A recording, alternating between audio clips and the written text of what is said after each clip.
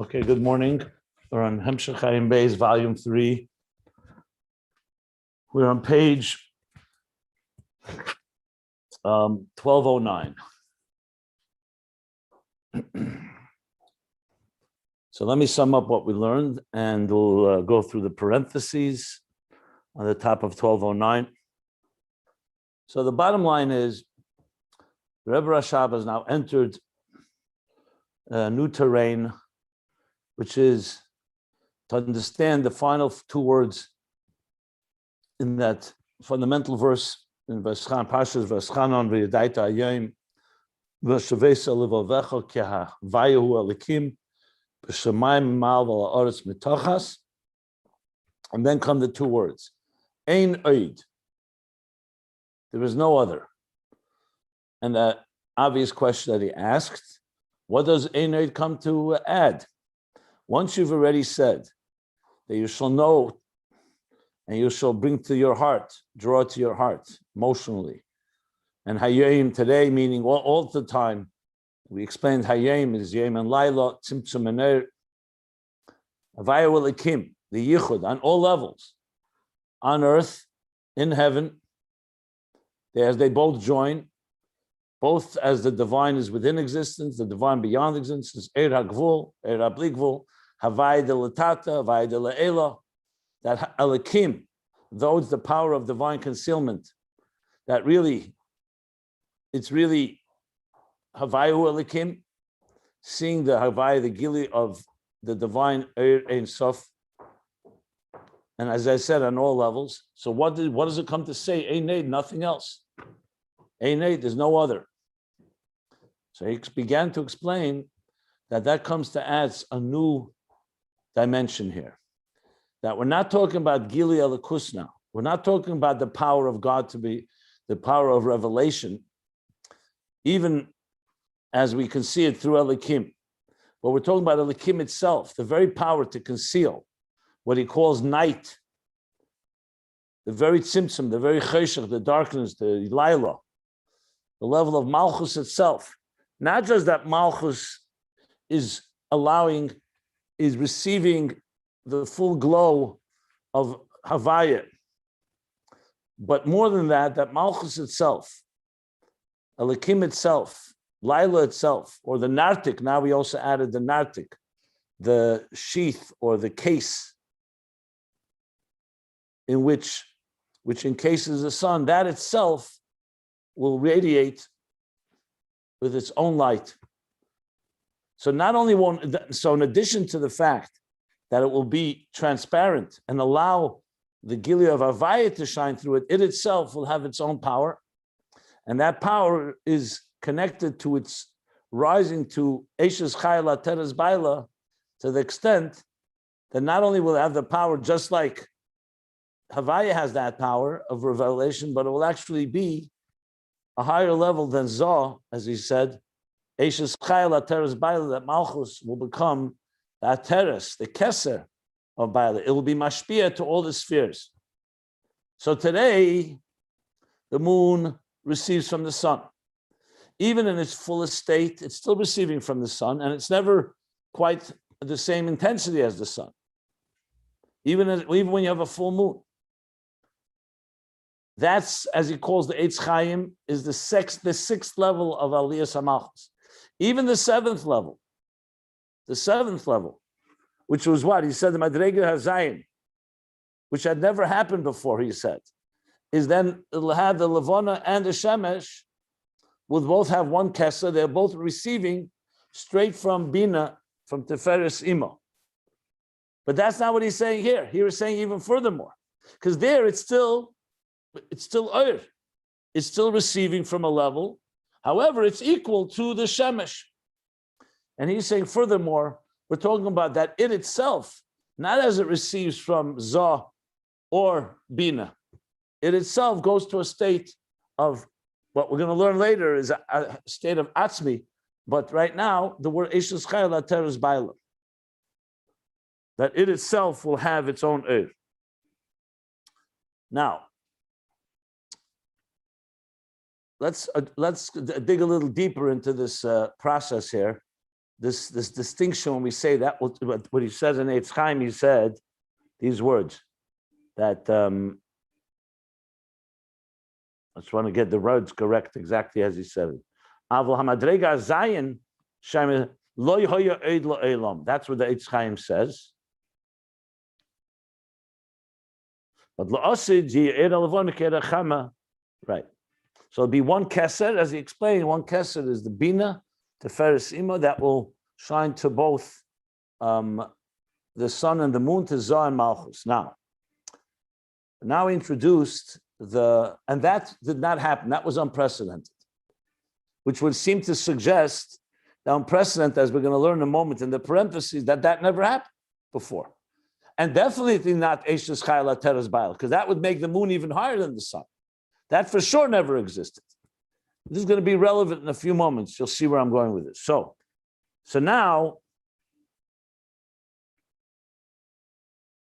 basically two aliyahs in la'asad lave. In the parentheses, he suggests another one even higher, which he said I'll explain later.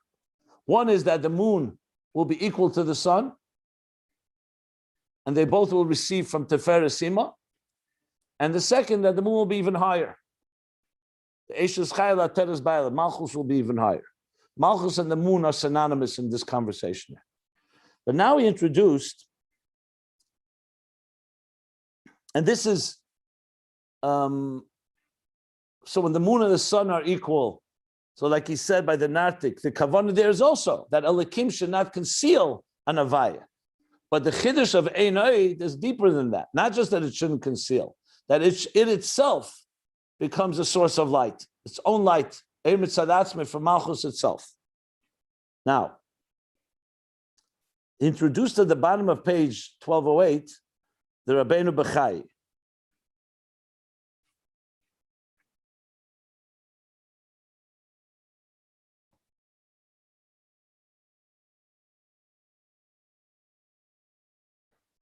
And he brought it right after the words, that Elikim itself would radiate. And he said,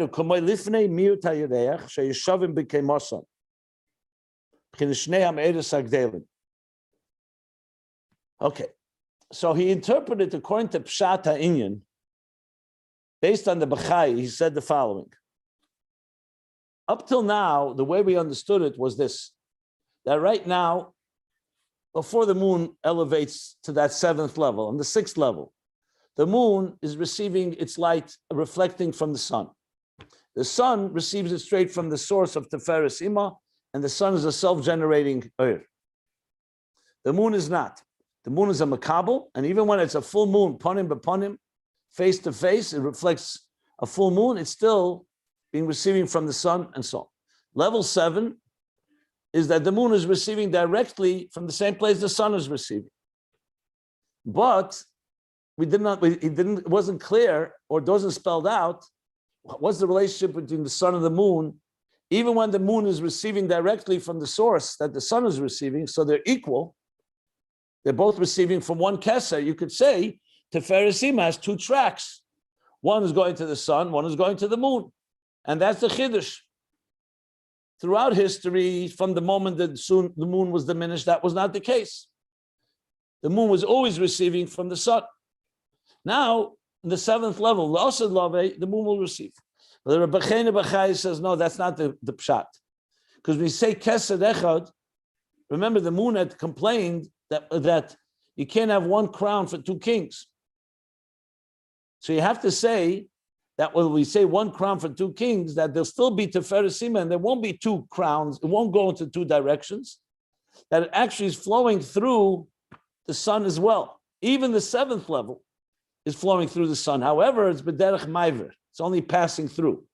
So Tiferes Ima is the source. It shines into Shemesh. In level 6, when there's a full moon, even today, even a full moon, it's still receiving bislapshus because it's being affected. The sun, the moon has a diminished reflection. The moon does not have light of its own. On the seventh level, what will happen is that the moon will receive the full intensity, but it'll still be traveling through the sun, like passing through, like I mentioned, like a funnel that does not dilute or diminish the light. So it's not Tiferes Ima going in two places, Tiferes Ima to Zah, the sun, and from the sun to the moon. However, it's now seamless, without any, and that's the Chiddush. So in the words of the Rabbeinu Bachai, he says like this: Fipshata Inyan, the Taina, the argument of the moon that there can be one crown, two kings can't be served by one crown. That would suggest that before that the moon wouldn't have complained if it was receiving equal to the sun. So you have to say that it was that the Frei there was Keser Echad L'Shneim. That's why the moon said, we can't have one crown for two kings. We're both kings. We're both great luminaries. So that means before the diminishment, the moon, there was one Keser, and it was going, but what does that mean? Says the Bechai. He says that the Malchus said to before Bina, is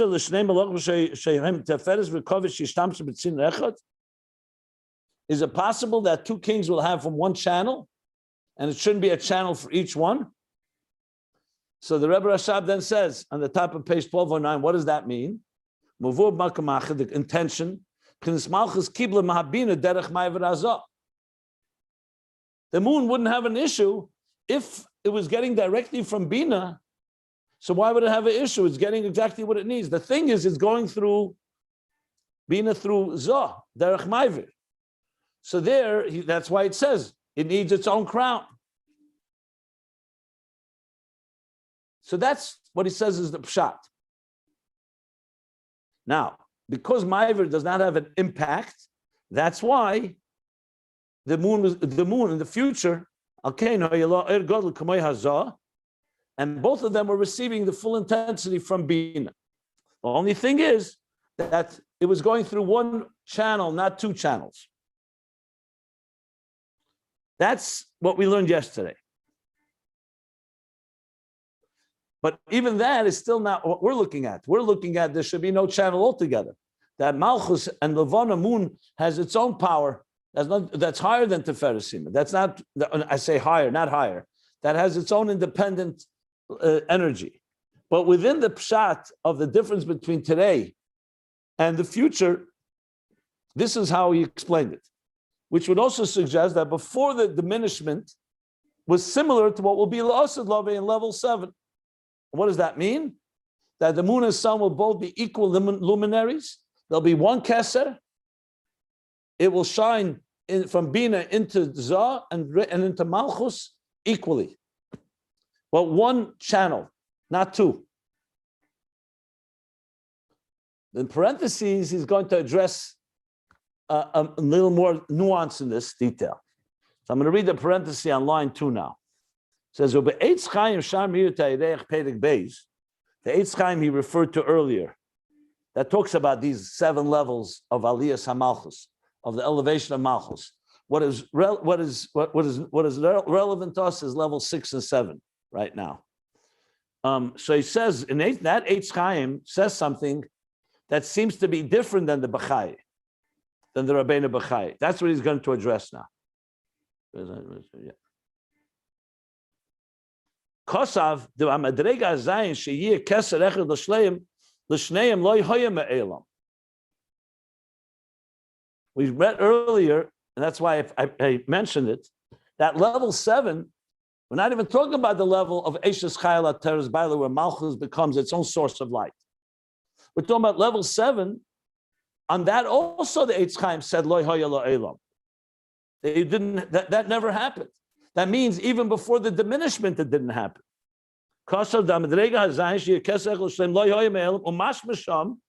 And appears from there. Also, but prior to the diminishment of the moon, in other words, prior to the complaint and the diminishment of the moon, it wasn't the case. It's a chiddush that only will happen in the future. According to the Rabbeinu Bachai, it seems that pshat is that in the future will be as it was before it was diminished. In other words, one channel that goes through the shemesh to the moon. They're both equally powerful luminaries. But according to the Eitz Chaim, it appears this Chiddush La'asad Lavi, that there'll be one Keser for both, is what was not there in the beginning of creation before the complaint and the diminishment of the moon. So the Rebbe Rashab is going to reconcile this, is going to answer the following.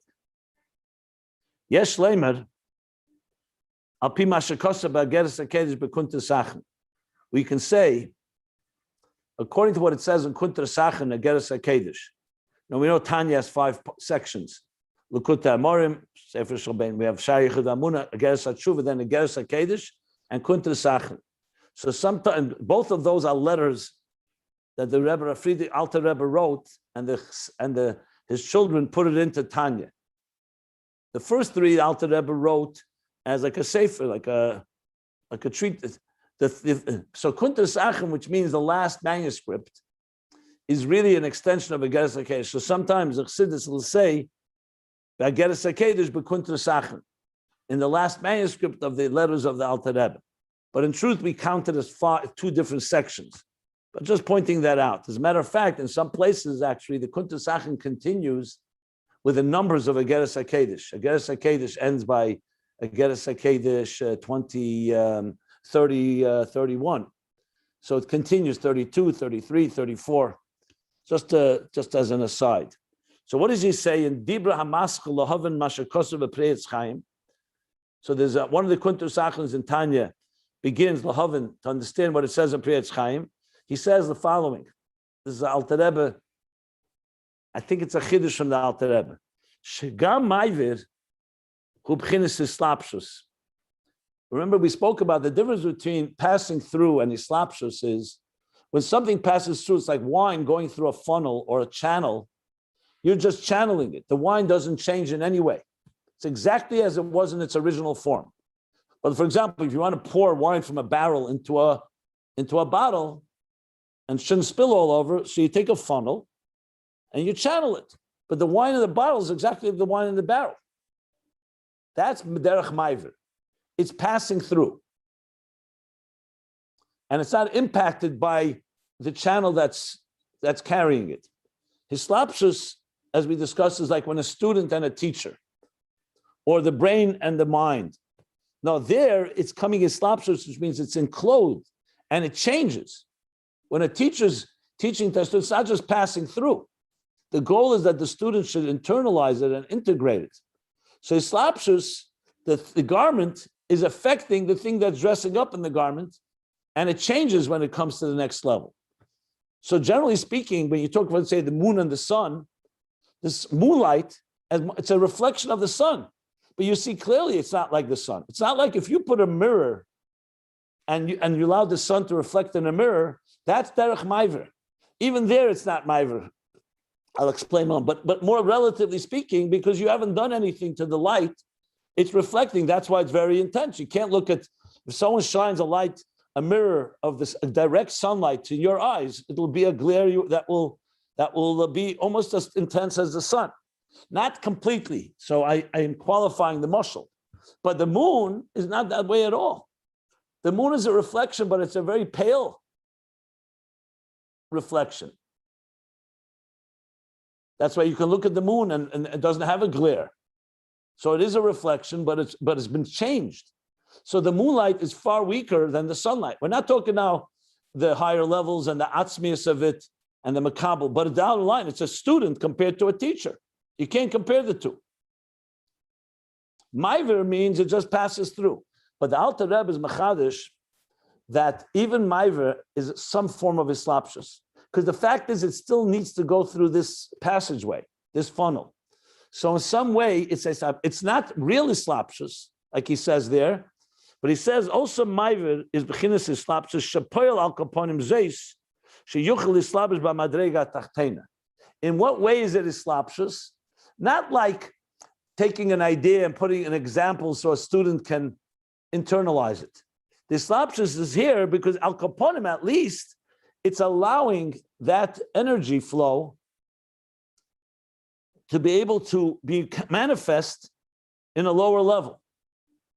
So when it comes to wine, because it's Gashmis, you can't really tell. You can't say, is there even, I mean, maybe some connoisseur can say that it's not quite like the wine is in the barrel or in the original source from where the wine originated from. But in Ruchnius, for sure, is that way. In order for the Ur to come to a lower level, even when it comes Maiver, why do you need Maiver? Why do you need to pass through? Why don't you just directly be Mamshechit from Bina straight to Malchus? Why do you need Zoh in the first place? So the mere fact that it's going through Zoh, through the sun, even if it's Maiver, so the little effect it has, because at least it's doing something to it that it should be able to enter into Malchus. So it's true, it's not diluting it, and it's not like true Islapshus, but to say that Maiver has no effect is not correct, because then why would you need it? That's what the Alter Rebbe says. So how does that apply to our situation here? So that's what he's saying here, that the reason the Eitz Chaim says that there was never such a situation is because in the beginning of creation, it was B'derech Maiver. And Maiver has some impact. And La'osad Love, it won't even be B'derech Maiver. That's what it sounds like he's saying here. Let me just make sure, yeah. So he said, in other words, also not the way it was before the diminishment. Because before the diminishment, it was one channel, and it went passing through, but passing through, we now established, has some impact. And la'osad love, I'm just making sure that Kain hoya la'oyer gadol kamei zah, and mishtamshim b'keser achas she'esatzin and mishmavin al zah. Yeah, that's what it looks like he's saying here. If I understand correctly, what this parenthesis is coming to focus on. Regardless, you could also say a different way than what I just said. You could say that what he's coming to explain is that you have to say it's because the whole point was he wanted to say that there was never such a situation. And according to the Bechai, 1 second.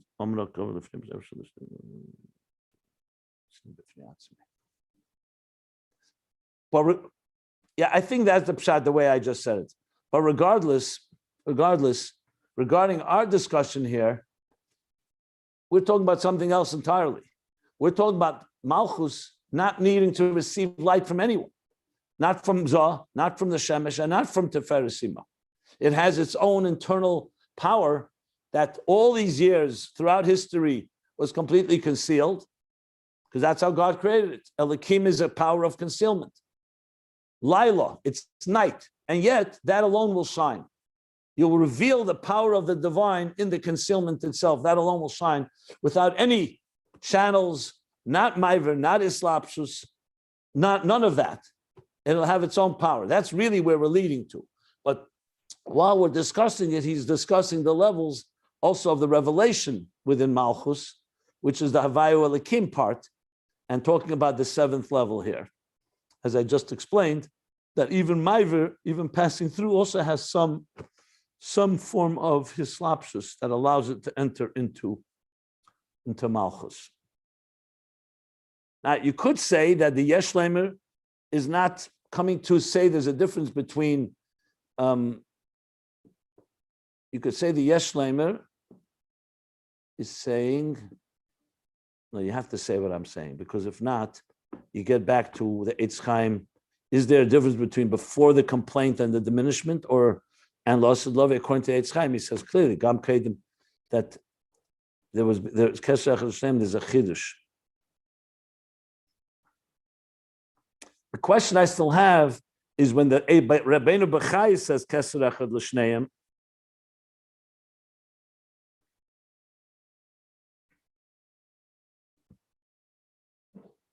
is he mean that, in other words, is the Eitz Chaim, the Bechai are now all reconciled? I think so. That's what it means.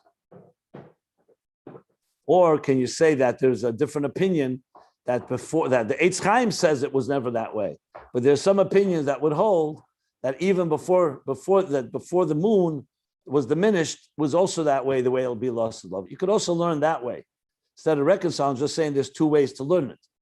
I mean, I think the reconciliation makes it more geschmack, because that way everybody agrees. But you could hypothetically, if you push it, say that there are two ways to look at how it was before the moon was diminished. Either that's what will happen in the future. Or, like we just explained, no, but then it was Maiver, and the future won't be Maiver. I just wanted to throw that into the discussion. So you're saying the eighth time was in the past, and I mean is in the future, and I know Chai was talking about the past. That's how you reconcile. No, that's not what I said. I didn't. No, that's not what I said. That's not what I said. There's always a past and a future. The question is, what's the status of this past and future? The past is before the moon was diminished. Was it the same when the Asid Lave, when the moon will return to its prominence? Will it be exactly as it was before it was diminished? That was what I'm addressing now. So according to the Eitz Chaim, for sure not, because he says, the Eitz Chaim says, it ever was that way, and it appears that it includes also before the diminishment. And we explained why. My question, what I was addressing now, would we say that there's another opinion that says it was that way? Or, according to the Eitz Chaim, everything is clear and everybody would agree that before the diminishment, it was in a form of passing through. And in the Asad Lave, there won't be even passing through. It'll have its own, it's like its own, like it with no Maiver altogether as well. That's what you can also say. In other words, like two channels. It needs a little more depth understanding because there's also the issue, what was bothering the moon exactly? Why did, if it was getting the light the same intensity as the sun, why was it complaining? So, but if you understand B'derech Maiver, then you understand the complaint. Because at the end of the day, there was still a student receiving from the teacher who was receiving from his teacher, and even though it was with the same intensity, but something was impacted. That would be the way to understand it according to that. You're not going back to the argument about you need two kesserim, two kessers. I mean, isn't that the argument? I mean, you think maybe I'm just not getting it, but what do you be specific with your? I mean, I just explained it very thoroughly. So, what's your question? No, the original argument by Levana was that there can't be more than you can't share a kesser, no? Correct. So God said, "Go diminish yourself, and you won't share a kesser." So that's a problem also that if you have two of them getting the individual and are we talking now? You have to tell me when you're talking. You're talking about before. Now we're talking about Lasid Lave when Lasid Lave, the moon you will have one kesser for both. That's what it says explicitly. But then how do you explain the moon's? Who says the moon was right? That's why God told her. The moon was wrong. Okay, got it.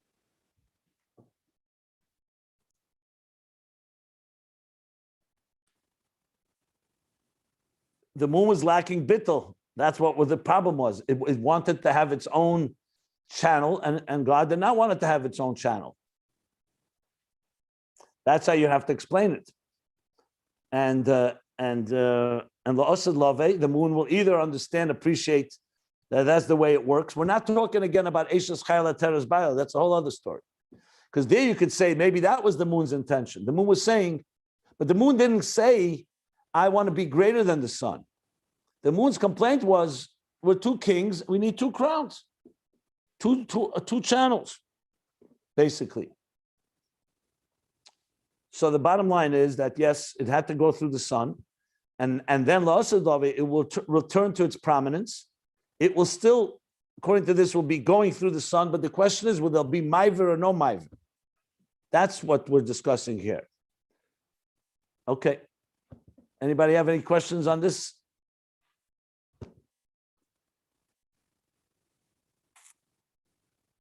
It's clear, or it's so confusing you can't even ask?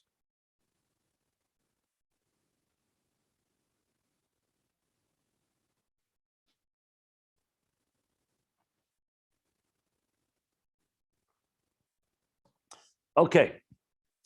So then let's go back to where we're up to. On page 1209. So after the parentheses,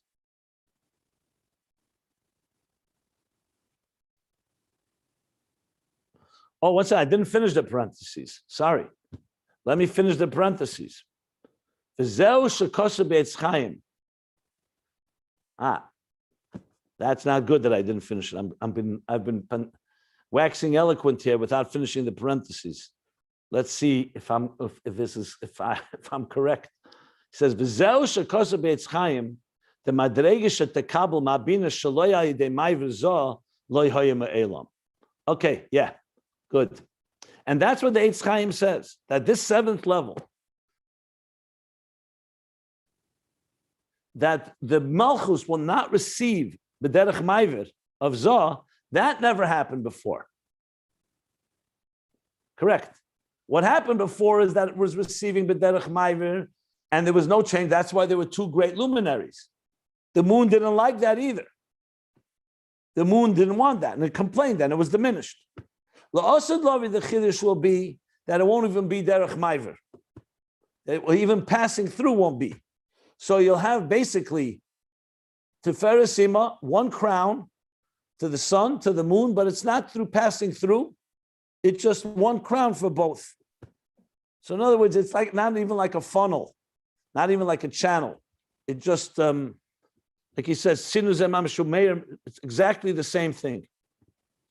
And that's loy hayim elam. Aval malkom mokim, the Rebbe Rashab concludes the parentheses. Nevertheless, ha'ed enim mishtana bezeh ve'enim mismayit klal.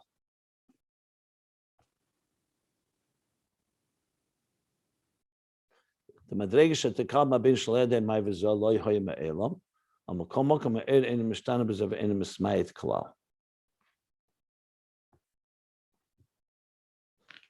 So what's the Makal Mokum? Is he talking before? He's talking after. Nevertheless, the light doesn't change and does not diminish at all.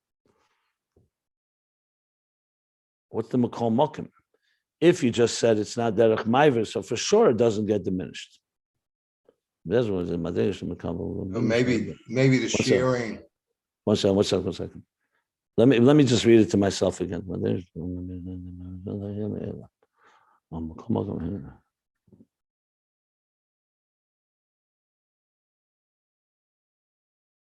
Yeah, he's going back to Ma'ivir, for sure. He's going back because the beginning before the parentheses, what did he say? That Derech Ma'ivir, the doesn't change at all.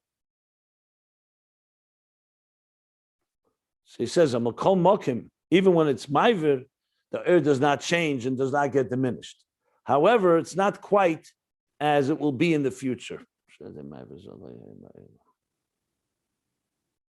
Valkain, that's why it continues after the parentheses. Valkain, hoyala oir gadol kamoy hazah.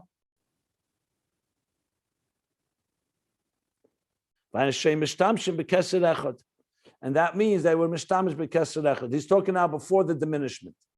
They both were utilizing one crown. That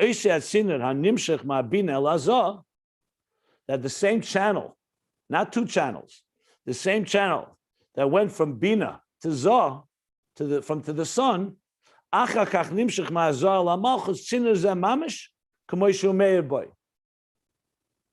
exactly the same light, exactly as it was shining to the sun, goes to the moon. That's how it was before the diminishment. That's called Derech Ma'ivir. La'asid Lave, according to the Eitz Chaim, will be higher level. It won't even be anything passing through altogether. So how will it work? So it either just goes through there, but you don't even call it Ma'ivir, or it just has, you can't say it's a second channel, unless it means a second channel. Two channels? No, because it says Keser Echad. No, you have to say it's a separate channel because it's going to be greater. And it's going to be the greater is a different story. We're not talking about the greater now. That's another story. That's not what he's discussing right now. Now he's discussing when it's not greater, when it's equal. And it's connected to Oir. We're not talking about now the night itself shining, the moon itself being having its own power. We're talking about now it's still receiving, only it's receiving equal to the sun. That's not what, One second.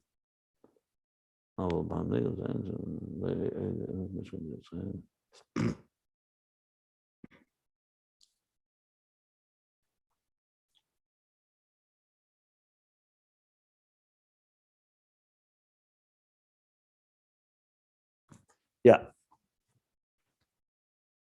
I would say no, you can't say two channels because it says Keser Echad L'Shneim. So it's basically receiving exactly equal, not even through passing through. That's what you have to say. So essentially, there are four levels here in that sense. There's Islapshus, that's how the moon is today. There's Maiver, as it was before it was diminished, passed through. So it was equal, but there was something that affected. And then there's the third, the Asad Lavi, won't even have Maiver passing through. And then there's what we're talking now, that the moon has its own power altogether, that is higher than everything. Okay, that's the summation of it all. So now he continues. This is all how Malchus is still receiving Oyer. It's still a receiving from something. It doesn't matter whether it's receiving through the sun or it's receiving straight from Bina through passing through or without passing through, but it's receiving. Well, we're discussing here that there's no receiving altogether. It's a giver now. It's been transformed into a completely different entity, or it's been revealed to be Eishas Chayil Ateres Baal, its own power source directly from God, not from these levels, which we're going to learn more about later. But now the Rebbe Rashab is going to go into discussing how this plays out when we talk about the Tzimtzum, the Oyer Ein Sof before the Tzimtzum, the Rishimu, which is the trace that remains after the Tzimtzum, concealment. It's basically the root of the containers. Then you're going to have the Kav. So he's going to discuss that now in that context, that the Chiddush here is not just that which concealed will be a revealer of the light. In other words, that the letters will reveal the energy that flows through the letters, but the letters themselves have a power.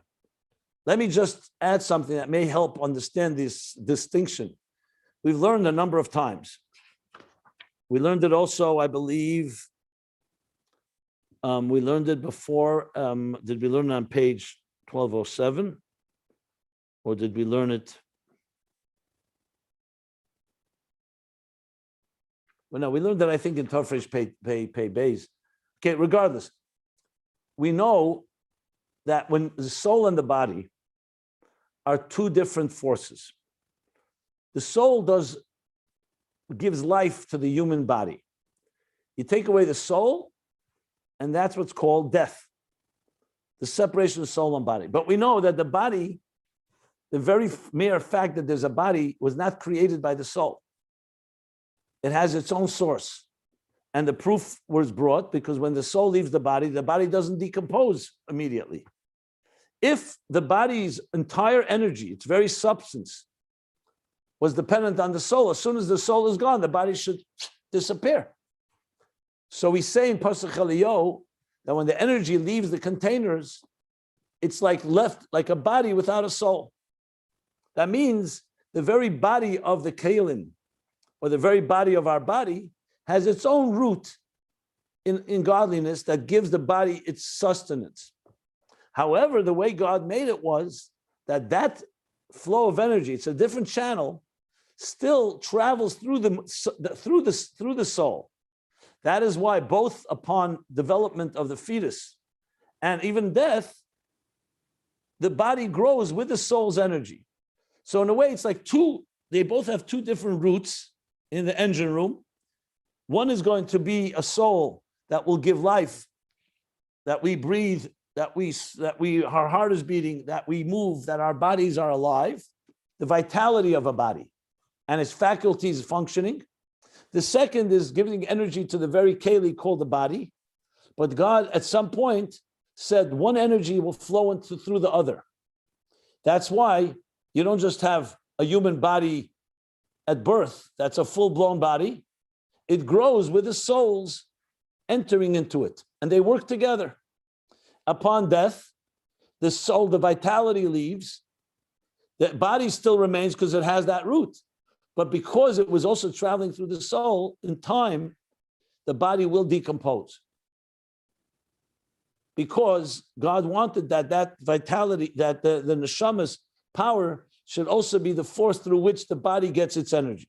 But it doesn't decompose entirely. As we know, there's the etzem luz, something remains of the bones, and that is because the body has its own source. But still, it decomposes as far as the flesh goes, and as far as most of the body, as we know it, will ultimately disappear because of that reason. But that doesn't mean the soul created the body. It just means the soul is the force through which God wants the body to get its energy. Understood? So it's two tracks, but these tracks work together. Okay. So it would be something similar to this. When a teacher is teaching a student, or for that matter, writing down an idea on paper, but let's start with the student, then I'll give the example with paper. Two things are happening. You have a flow of ideas, but the teacher is also developing language. If the teacher's flow of ideas don't have words to express it, the student will not understand. You can't just download energy into the student. So you need kalim. The kalim are the words that the teacher uses to convey an idea. So what's really flowing into the student? It's eris and kalim. An idea, as it's packaged and it's tailored and it's shaped by the words. But the words are not a power of their own. The words are just channels of the idea to flow. No different than a paintbrush of an artist. When he's making the different colors, he's conveying his vision of the art through his paintbrush, through his fingers, through the paintbrush, and through the images that he creates. So on one hand, do the oisius themselves, the words that we use, are they created by the idea? Answer is no. Their root is because we have the power to create a nefesh yesh by oisius. Chassidus talks about how letters are rooted in the deepest levels of the soul. Because the fact of the matter is, you can have someone that has brilliant ideas, but they can't speak. Either chas v'shalom, either physically they can't speak, or they're too shy. So you have to say that the very letters that we use, and the same thing, the letters on paper, they come from a certain power. We have the power to have an instrument through which the ideas flow. So on one hand, the ideas and the letters have two different roots, they're two different channels, but the letters have no way of becoming letters without the Ayr giving them life. In other words, take away the Ayr, the fact that you have letters in your soul, they just remain dormant and nothing will happen with them. You have aleph beis on a piece of paper, they're not alive until somebody reads them or expresses them. So like the example with the soul and the body, there are two different tracks, but they work together, and the only way for the letters to emerge is through the Ayr, even though the very letters themselves are not created by the Ayr. So why is this so vital? Because we're going to learn, and this is very much a theme of this volume 3, Ayin, is that ultimately the goal is not just that the letters should convey the idea that God wants to convey, that the letters should convey the idea that the teacher wants to communicate, but that the letters themselves will shine with their unique power. The koyach hagvul of the Eibishter, the power of his defined, the power of the finite, it itself will radiate as a separate track. Obviously, it will also radiate working together with the Ayr. Like we spoke about Malchus. Malchus will also reflect what the sun will be also bringing Giluyim into. But it will also, the Ein is going to add that you're also going to see the very divinity in the structure itself, not just in the light that shines through the structure, which gives Dira b'Tachteinim a whole new meaning, that the Tachteinim themselves, the very darkness and the very containers and the very letters will have their own vitality, will emerge. Again, in addition to them expressing the idea. So they work hand in hand. So it's like the yesh itself will express the yesh amiti. Today, the yesh expresses it through recognizing the ayin, the godliness within the piece of food we eat. But does the food itself have a power to reveal godliness, or only through revealing the spark of the divine? Like you say, there's lo lechem levad yichya adam. A man does not live on bread alone, but on the spark of the divine in the bread. But what about the bread itself? God created the bread itself as well. So will that also have expression of the divine? And the answer is yes. Einoid introduces that achdus. So the achdus is not just that the containers are going to reveal light, but the containers themselves are going to demonstrate how they are divine expression. That's why I wanted to elaborate, because now we'll understand the next few lines, because he's going to speak about how this is in the root of Ein Sof, the Tzimtzum, and the Rishimu. And remember, Ein Sof is divine energy. It's the idea. The Tzimtzum is the concealment and allowing the letters to emerge, but they're still in a state of concealment, the Rishimu. And then will come the Kav that will come from the Eir and will illuminate those concealed letters. But the letters are critical because they are the root of the Keyach HaGvul of the Kalim that will ultimately be the root of the structure of existence and the whole Seder Shtalshlus. So you have Eir and Keli in its highest root. So he's now going to address this is that the in monies. context. Is this for the monies? One second. I will stop and ask you. People have asked me. I don't want to tell you how many people told me yesterday that they wanted me to even to go to YouTube because they say they can't follow the learning because there's too much disturbance. I don't want to bring it up, but people are want to be able to just, let's keep the flow. This is a complicated subject, and I want everyone to benefit. So I will stop for questions, but please, let's respect everybody that's here so everybody can understand it. Let me finish the point, and I will, as I have done in the past, I will stop and say, okay, if anybody has questions. So please. So to just find the final point here. So Eris and Kalim are the two tools and instruments that God uses in creation. One is a Keyach HaGilui, one is a Keyach HaHelam, one is the power to reveal, one is the power to conceal. Not to conceal as an end in itself, is to conceal in order to reveal, as we learned Havayu Elikim. But now we're learning something more, that the very product of the concealment and the very concealment itself is also a divine power. And that too is going to be ultimately revealed, La'asad Love, which is the addition of Einoid. As we're going to learn more about why Einoid, the words Einoid mean that, but we'll learn that. So we're going to now learn about the Rishimu and the Kalim in this context. But I wanted to give this introduction before we learn further, or else it would have been hard to understand. Okay, go ahead. Anybody wants to ask something? I do. Please. And so we say now in the Neshama is a Chelek El Kal Ma Mamish. So we're going to ultimately see that the Gashmis or the goof is a Chelek even higher than a Chelek El Kal Ma Mamish. No, first of all, where did you? Once again, you're using language. I am. Did Rebbe say Chelek Elikam Emal Mamish here anywhere? No, but this is you bringing that into the picture, right?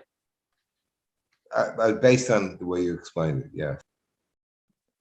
Okay, so you want to know if the goof is higher than Chelek Elikam Emal Mamish? Yes, because ultimately we said that it's that ultimately the moon is higher, and that is. Well, let me answer your question. God created everything, both the neshama and the goof. Okay, so everything comes from Atzmus. Each different part, whether the soul or the body, each reveal a different part of the etzem. We learned this in the volume 2 a few months ago. The yesh, or the body, the goof, reveals the atzmius of mitziusim atzmuse. What he says in the Geresh Keder Simachov, the sense that there is no source. A soul does not reveal that. You know why? Because a soul is the opposite. A soul constantly tells us there's a source. The soul is completely cognizant and conscious of Elikus. Chelek Elikam Emal Mamish means the second soul that he speaks about in Perek Beis and Tanya, which I just began learning in the Tanya class, Motzei Shabbos, is the opposite. The neshama doesn't have filters. The neshama reveals godliness. The animal soul goes through the klippa of the klippas nega, and that's why there's a shell and there's a husk, a peel that conceals. That's why the animal soul can be driven by self-interest. A divine soul is not capable of being separate from God. It's like oil. Neshama is compared to Ner Hashem, Nishmas Adam, to a flame. So the neshama's power is the revelation of Elikus. The body's power is the concealment that comes from the etzem of El Atzmus. That Atzmus is something beyond revelation. That's why he can create. Like he says, Hula Vade Bekeche V'Yecholte. Only Atzmus can create a yesh that doesn't feel that it has a source, because only Atzmus has no source. Neshama does not reveal that, because the Neshama reveals there is a source, the divine. So it would be like asking, though the Guf has its Maila, because it reveals a level of Atzmus that's higher than Oyer, but you need to have the Neshama too, because you need to reveal it. Without the Neshama, the body would never be aware of this element. The body would just be a concealed state. So this in the context of Neshama and Guf that you just brought up. That's the way I would explain it. Loss of love, obviously the whole thing will be different. And well, the Asid Lavi, they both it'll all join together. Oyer and Etzem will all be complementing each other in one long flow. It will be like Atzmus Begoli. You have both. The Etzem will be revealed. That's what he said. There will be Etzem Begoli. So what you have is that the Yesh or the Guf reveals Etzem in a certain way more than Gilui does. And Gilui reveals, because we need a dir v'tachtein. It would be like saying what Kairach said. The goal is this world. Why do we need teachers? Why do we need to learn Torah? Why do we need to do mitzvahs? Atzmus is inside the Gashmis of Guf. But the problem is Esav is Taka reveals that, but Esav doesn't have any revelation. You need to have Gilui to reveal the Etzem. And you need Etzem. So they each have what the other doesn't have. So L'Asad Lavi, they will all join together in one fusion. But we'll learn this more. Great. I mean, this today to me is the most mind-blowing shiur I had in a long time. Okay. But the Gilui that the Etzem will shine himself, the Gul will shine. This is already the Gilui. What do you need the Gilui of the Neshama? We know that the Neshama will be lost in love in his zoiness in a book. The Etzem, because the Mahus, the word Gilui, is the same as the word Oyer. God, Oyer Ein Sof, is Oyer of Atzmus. It's not some sideshow. The Geder HaOyer is Geder HaGilui. As soon as you say Gilui of the Etzem, you're already bringing the word Gilui into it. The only difference is that it's not revealing the Oyer of Avaya and Zah, it's revealing the Koyach HaAtzmus. But the word Gilui is that's why you have Oyer in the first place. This is today. I understand that very well. But L'Asad Lave. I said L'Asad Lave. Gilui is Oyer. To have that so you must have Gilui. Because without Gilui you don't have anything. But the Gilui of what? The Gilui of Giluyim or the Gilui of Etzem? The Levana and Malchus in this highest level, Eshes Achayel Ateres Baila, where it elevates on that level, that very word elevates, that it's Nizgala. That's all Oyer language. The question is it being Megala Giluyim or is it being Megala Etzem? So when you're using L'Asad Lavi, that you need also beside the Levana, you need also. It would be like saying L'Asad Lavi, will we need to learn Torah to know God or not? You will know God. I don't know. Well, the answer is because we are creatures of Yediyah, of Gilui. Gilui is negayed to the Etzem. If you don't have Gilui, it's not on our terms. Atzmus doesn't need Giluyim. We need Giluyim.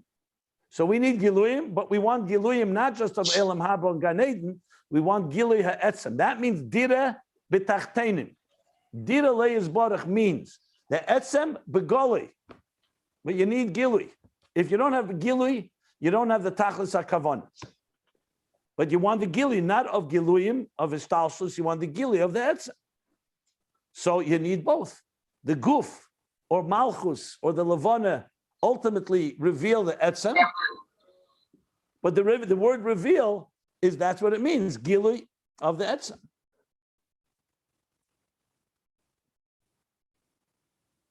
So the Levana explained them not L'Asad Lavi. The fortune is smarter. What was the Levana's problem?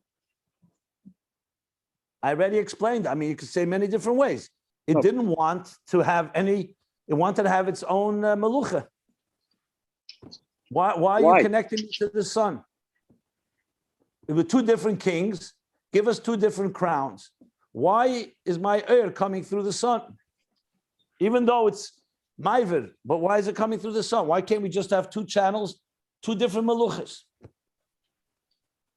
Why did Hashem want it to be like this? Maybe because of achdus and not pirut.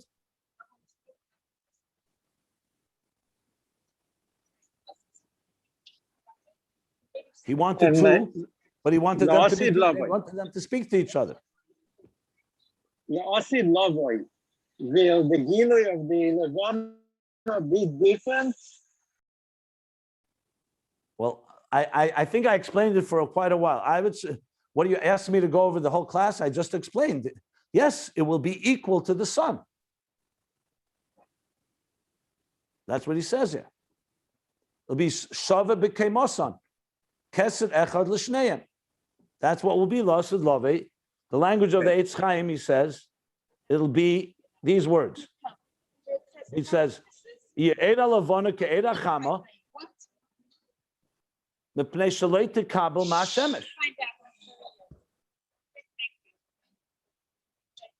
Okay, there's one more.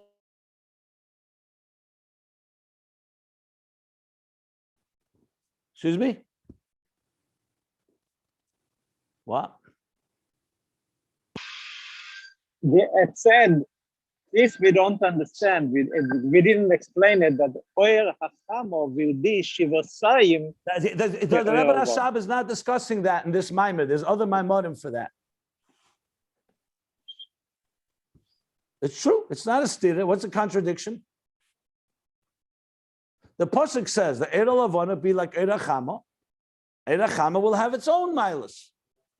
What's the contradiction?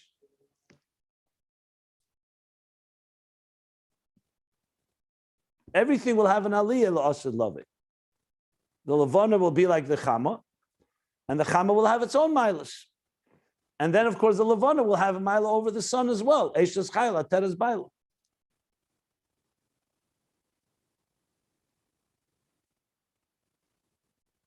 That's a very powerful thing. That's maybe this is the main thing. The Eishes chayla, teres baila. What do you mean? That's the pirush of Ein Oid. That's what he's coming to say. But it's not a contradiction. I'm explaining at length how both are necessary l'asud lovei. You also want to have the levana as it relates to the sun. Remember, there's a whole seder shtalshus. Okay, look, I've explained this at length. I don't know why it's not getting through. I will say it again. Oh, it's clear, yeah. But you said that seder shtalshus will be even l'asud lovei. Of course. Because if not, we don't have the world that we know. Dira b'tachtenim means in tachtenim. The Eibishter didn't want to say the shtalshus. He would have not created existence. The Eibishter doesn't need all this. For our existence to be able to be adira le'yis baruch, you need everything. You need all the levels, from lifnei tzimtzum all the way through ak, and all the levels, the whole history, by Rishon, by Sheni, and then it all comes together. It would be like saying that since Chedesh Hashlishi Sivan is higher than Chedesh Harishon and Chedesh Hasheni, so what do we need Chedesh? What do we need Nisan and Iyar for? Why don't we just jump to Shlishi? But that's not how it works. Even when you come to Shlishi HaMachriya, you need the structure that was there before. And that's how it happens. 49 days of Sfiras Eimer will be Yom HaChamishim. So you always need the structure. Even when you reach the end process, it all now elevates everything to a higher place. And each thing will have its mila. Remember, Zoh and Eir HaShemesh, as a mashpia over all these years, has a mila. That mila will go up very high as well. But then there's, of course, who's mashpia, who's mekabel. It's more complicated than you think, because at the end of the day, it says neshama nizunis min haguf, right? Today, the body is sustained through the soul. It says la'asud lovei, like Eishes chayla teres baila, that the body will sustain the soul. The soul will be sustained from the body. So think about that. So what will be the soul's role then? What will it be? So you have to say he's going to be Megal Elikus in a certain way. Right? The Rebbe explains, Elam haba ein ba yachil v'shtia. They won't be eating and drinking l'asud loving. But then you have places that says there will be. So the Rebbe says they'll be eating and drinking not to sustain the body, for a different purpose. There's a lot to say on this topic about birurim and higher than birurim, what will be l'asud loving. I would be patient. I think you'll see as things develop, this will become clearer. And it's this is the ultimate picture as everything comes together. Whereas he's saying here, not just Giluyim, even the highest Giluyim of Avaya Elikim and all the unity. Remember, Avaya Elikim is a very high level. You're talking about in existence, you're recognizing godliness to the even Bligvul. But Bligvul is not the end. There's the very Yesh. So let's move. Tomorrow we'll cover Kalim, Rishimu, and we'll move along. We'll get there. I hope that made it a little clearer.